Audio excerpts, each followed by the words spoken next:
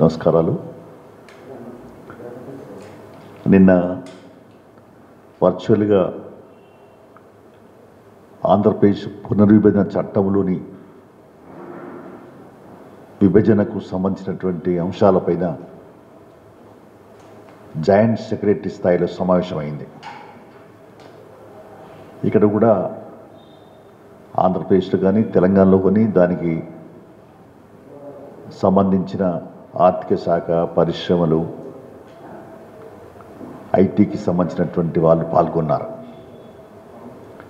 అయితే ఆంధ్రప్రదేశ్ పునర్విభజన చట్టం పార్లమెంట్లో ఆమోదం పొంది దాని క్రమము 2 రాష్ట్రాలు ఏర్పడి, ఆంధ్రప్రదేశ్, తెలంగాణ ఏర్పడి 8 సంవత్సరాలు గడుస్తూ ఉన్నాయి. ఇప్పటికీ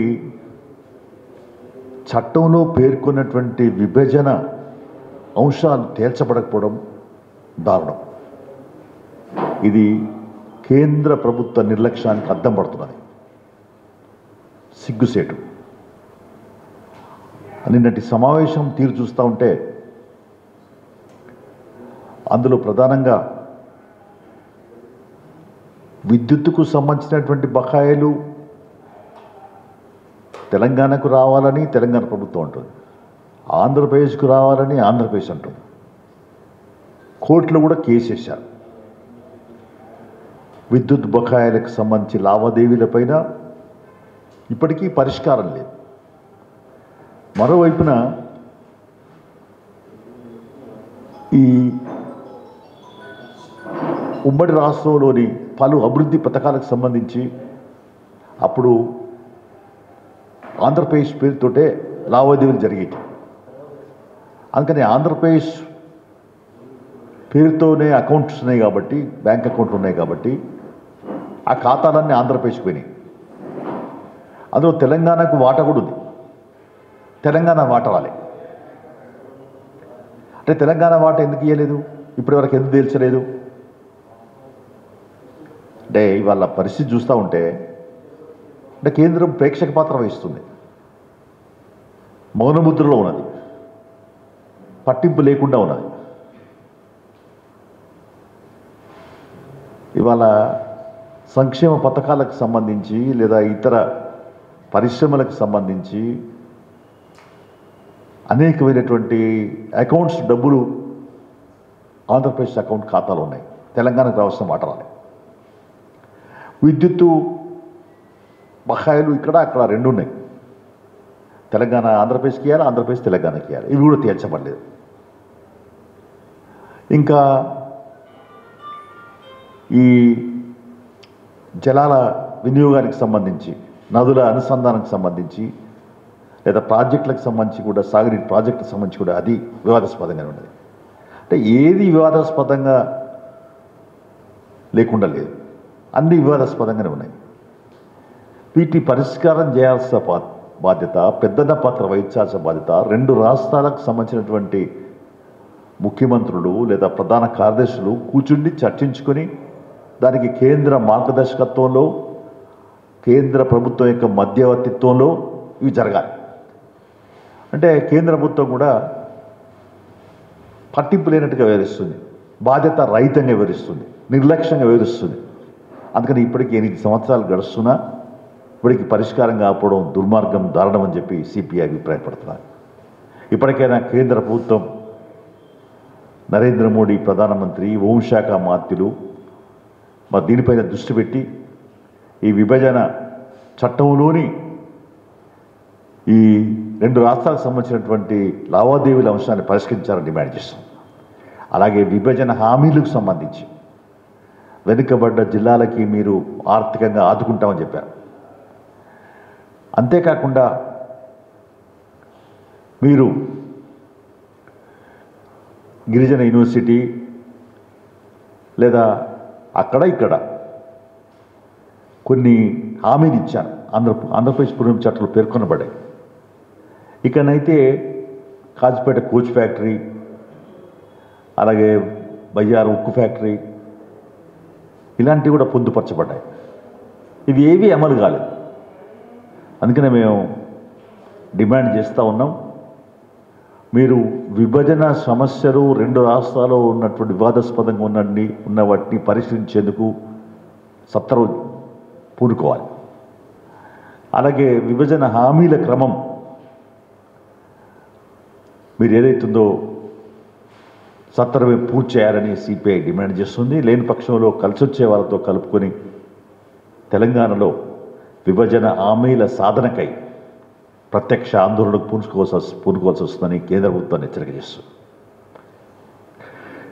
విభజన హామీలపై రానున్న కాలంలో ప్రత్యక్ష ఆందోళనే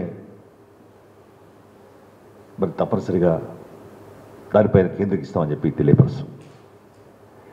తెలంగాణలో రావణాసురుని కాస్తంలాగా పోడు భూముల అంశం నిజంగా గండంగా సాగుతున్నాయి. ఏమిటి? 2006లో అటవీ భూముల హక్కుల చట్టం వచ్చింది.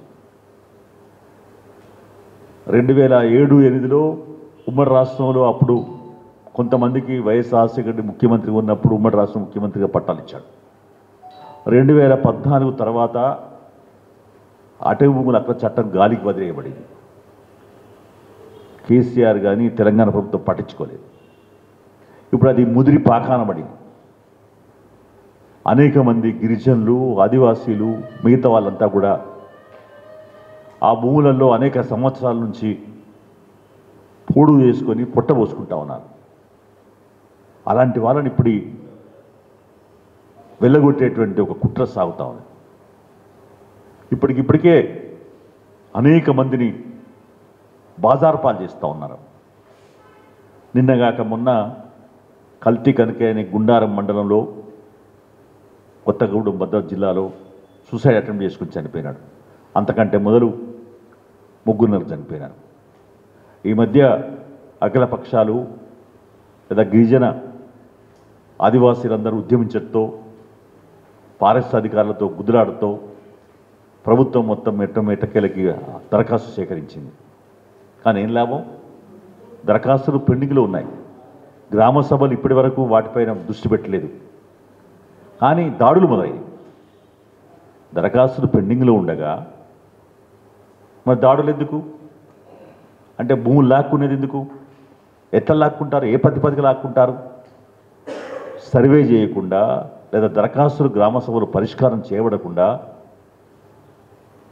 ఒకవైపున దరఖాస్తు పెండింగ్ ఉండగానే మీరు ఈ భూములు లాక్కోవడానికి ఆ ఫారెస్ట్ అధికారులు దాడులు చేయించడాన్ని సిపిఐ తీవ్రంగా ఖండిస్తుంది. ముఖ్యమంత్రి గారు దృష్టి పెట్టాలా? మంత్రివర్గ సబ్ కమిటీ తీర్మాన నిర్ణయాలు లేదా తర్వాత అసెంబ్లీలో మీ ప్రకటనలు అన్నీ సానుకూలంగా ఉన్నాయి.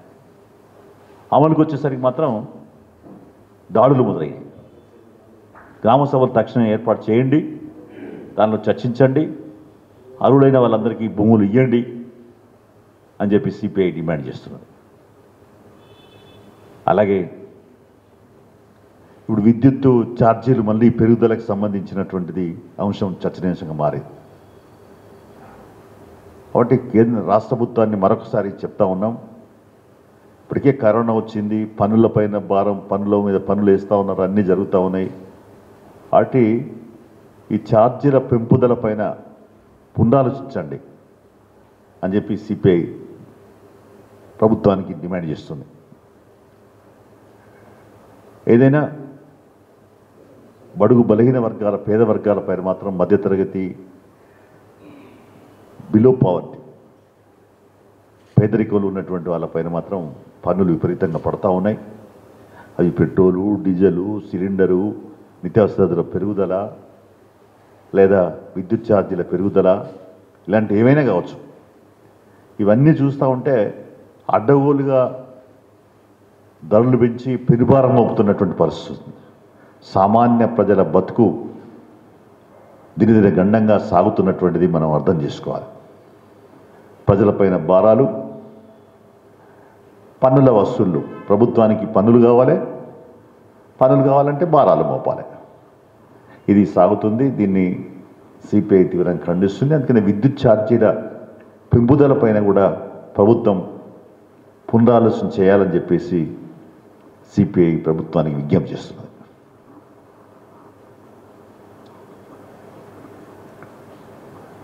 ఇంకేముందా? కేసీఆర్ బీజేపీకి వ్యతిరేకంగా జాతీయ స్థాయిలో పోరాటం చేస్తున్నారు, జాతీయ స్థాయిలో అందుబాటులో కలుపుకుంటున్నారు. మీ వైఖరి ఎట్లా ఉంది? జాతీయ స్థాయిలో బీజేపీకి వ్యతిరేకంగా ఫ్రంట్ చేయడానికి ఆయన ప్రయత్నించడాన్ని సిపిఐ స్వాగతిస్తున్నది. ఎందుకంటే బీజేపీ ఎన్డీఏ అధికారంలోకి వచ్చిన తర్వాత, నరేంద్ర మోడీ అధికారంలోకి వచ్చిన తర్వాత మొత్తం వ్యవస్థలను భ్రష్టు పట్టించాడు. ప్రజల హక్కులను హరిస్తూ ఉన్నాడు. పేదవాళ్ళ బతుకులు చితికిపోతూ ఉన్నాయి. మతోన్మాదం పెచ్చరిల్లుతున్నది. ప్రభుత్వ రంగ సంస్థ ధ్వంసం అవుతున్నారు. కార్మికుల హక్కులపైన దాడులు పెరిగిపోయినాయి. అలాగే వ్యవసాయం సంక్షోభంలోకి నెట్టబడ్డది. ఈ రకంగా అన్ని వ్యవస్థలను కార్మిక కూడా తెచ్చి కార్మిక హక్కులు కాలరాస్తున్నారు. ప్రజలపైన భారాలు మోపుతున్నారు. పెట్రోల్, డీజిల్, సిలిండర్ అన్నీ కూడా. అందుకనే బీజేపీ నియంతృత్వ మతోన్మాద ఫాసిస్టు ధోరణితో పరిపాలన సాగిస్తున్నందున దాన్ని వీలైనంత వరకు ఎండగట్టడానికి, దాని ఒక వేగాన్ని, పెరుగుదలని అడ్డుకోవడానికి లేదా దాన్ని నివారించడానికి కేంద్ర ప్రభుత్వం యొక్క దూకుడును అరికట్టడానికి లేదా ఆపడానికి బీజేపీకి అవసరమంత గద్దెదించడానికి కూడా అన్ని పార్టీలు ఏకంగా వాడాల్సిన అవసరం ఉంది. అందులో లౌకిక ప్రజాతంత్ర వామపక్షవాదుల వేదిక అనేది చాలా అవసరమని సిపిఐ భావిస్తున్నది. అక్కడ ఆ వైపున కేసీఆర్ అడుగులేసినా, ఇంకా ఎవరు అడిగేసినా స్వాగతిస్తాం. తప్పనిసరిగా కేంద్ర బీజేపీ ప్రభుత్వ తీర్థని ఎండగట్టేందుకు రానున్న కాలంలో మంచి పరిణామంగా భావిస్తున్నాం. అందుకని ఆ వైపున కేంద్ర ప్రభుత్వం ఒత్తిడి చేసింది. అయితే అక్కడ కేంద్ర రాజకీయాలకు సంబంధించి మా జాతీయ పార్టీ దానిపై నిర్ణయాలు తీసుకుంటుంది. ఏదైనా జాతీయ పార్టీ కూడా సానుకూలంగానే, మొన్న మేము కేసీఆర్ని కలిసినప్పుడు సానుకూలంగానే స్పందించాం. మీరు చేస్తున్నటువంటి ఆలోచన మంచిదే, మేము ఆల్రెడీ చేశాం. వామపక్షాలు ఎప్పటి నుంచి చేస్తూనే ఉన్నాయి. అందుకని మీరు ఇప్పుడు ఆలోచన చేస్తున్నది మంచిదే. ఫైట్ ఇట్, ఉమ్మడిగానే బీజేపీని ఎదుర్కొందామని చెప్పడం జరిగింది. ఆ వైపున మా ప్రయాణం సాగిస్తాం.